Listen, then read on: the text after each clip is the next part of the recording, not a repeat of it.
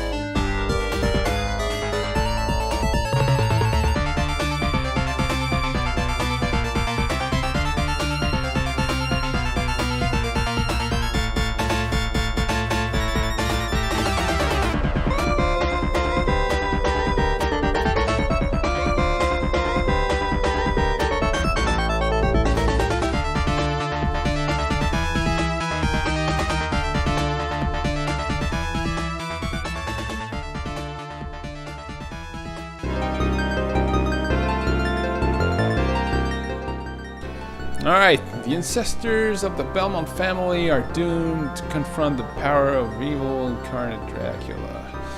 In 1917, the Countess saw a revived, long-dead spirit vampire named Elizabeth Bartley. Alright.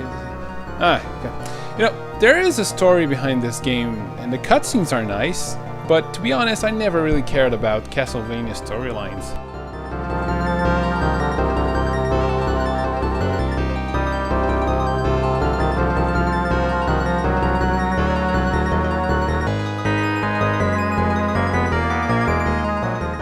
Right off the bat, you can see that this game is going to be darker than the others. There's blood dripping from the word Bloodlines into a pool of blood with something that looks like broken ribs or something like that. Nah, but seriously, it's fucking cool. So in Bloodlines, you can choose between normal and easy as your difficulty. You can choose how many lives you're gonna have. Now I chose easy because, you know, just for the sake of this review, of course. And you can choose between two characters, John Morris, which has a classic whip like in the other games, and a new friend, Eric Lacard, or Lacardi. This one has a spear. Don't ask me where they belong in the Dracula universe, I really don't know.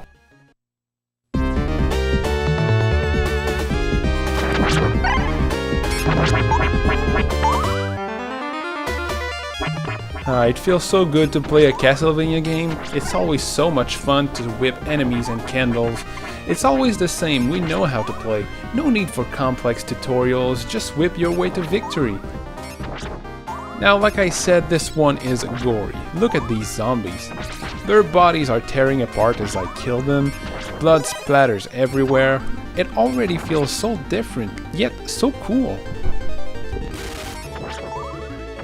John Morris controls pretty well. He has a few new moves compared to the NES games, like whipping in different directions, only when you jump that is, and he can use his whip like a grappling hook, which is neat, but it proved useful only once in the whole game.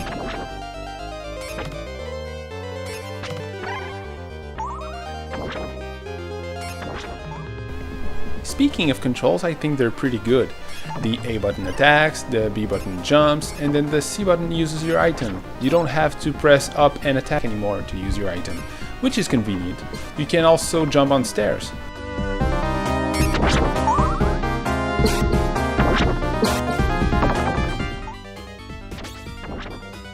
As for the selection of items, you've got your traditional holy water, axe, and the new boomerang, but it acts exactly like the cross in the other games. They're all super fun to use. And don't forget your meat hidden in walls to replenish your health.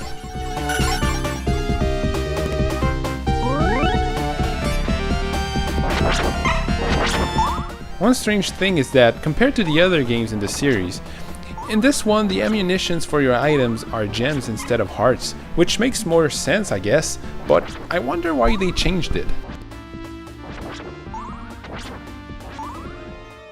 You know, when you play Castlevania 1, 3 or 4, you're always careful when you have an item you like not to change it for something you don't want by whipping candles very carefully. Well, here you don't have to. The candles that hide an item are shown differently than the ones with ammunitions.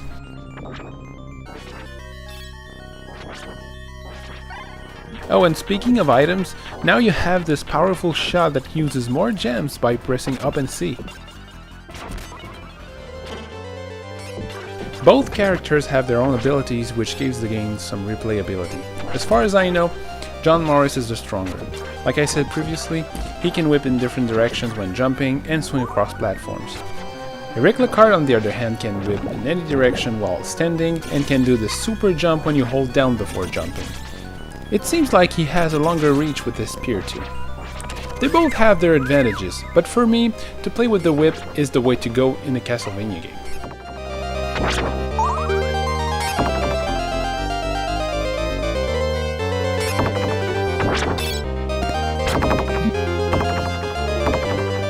There is a password system here and it's simple and easy to use, although you have up to 5 lives and 3 continues, so it's well enough to beat the game.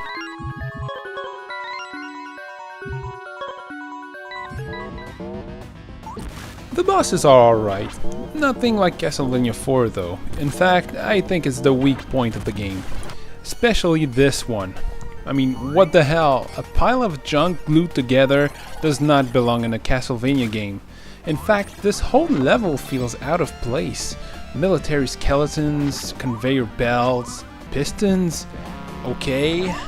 I mean, this level isn't bad or anything, it's just that it doesn't fit very well.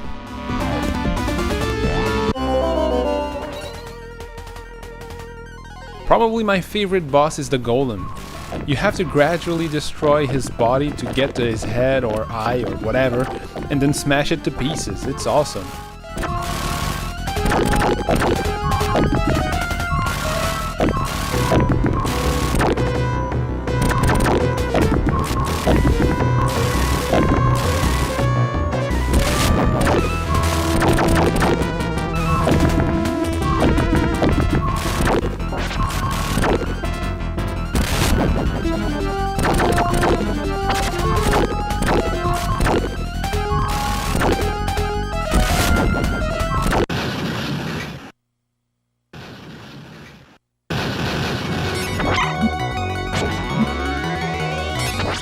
We all know how Castlevania 4 has very nice graphics, with a plethora of effects generated by the Super Nintendo.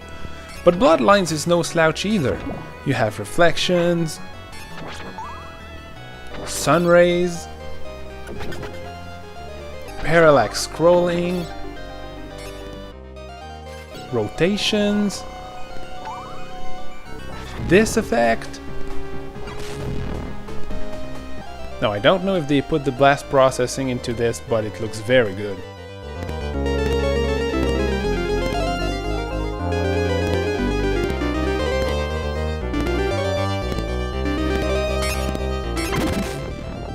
Oh, and the music, man, it's awesome. I love this soundtrack. Listen to this.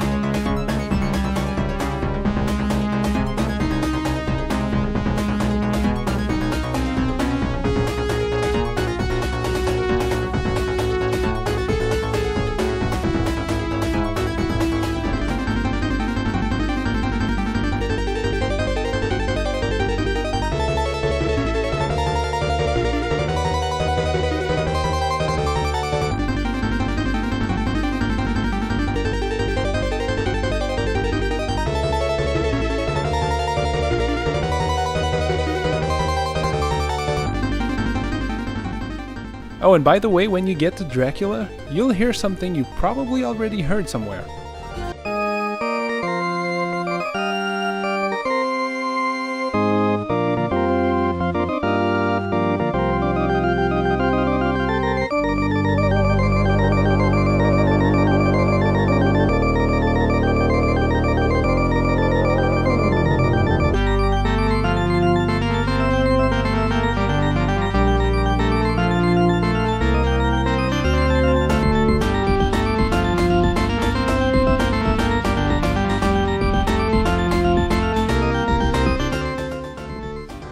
Now I've got a few minor problems with the game, nothing too important, but for one thing you can't change direction while in the air, so you have to plan your jumps in advance.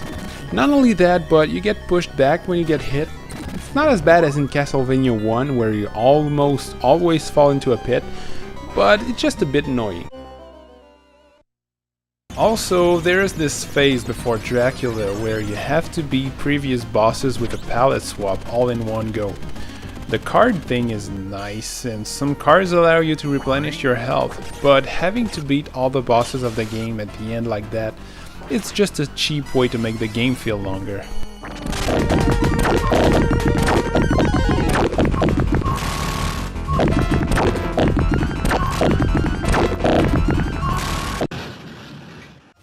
Dracula has 3 forms here, and on easy it takes me 4 or 5 tries to beat him.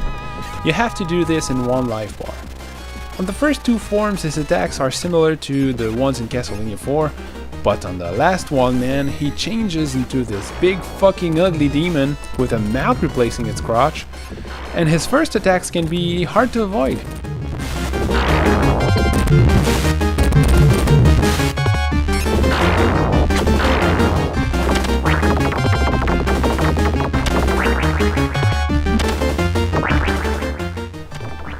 Once you do it, man, it feels so good.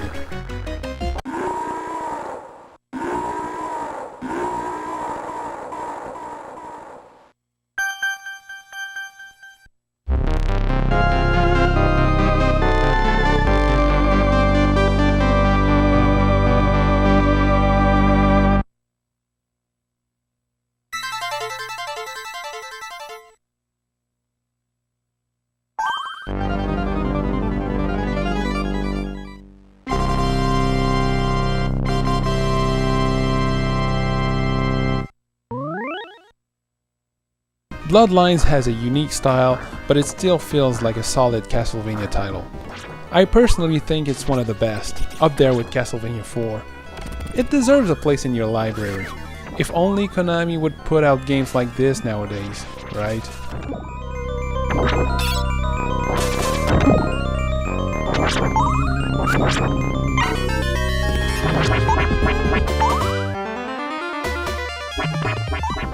Thanks for watching this first episode of Keep Playing, and once again, if you liked it, feel free to leave a thumbs up, I really appreciate it.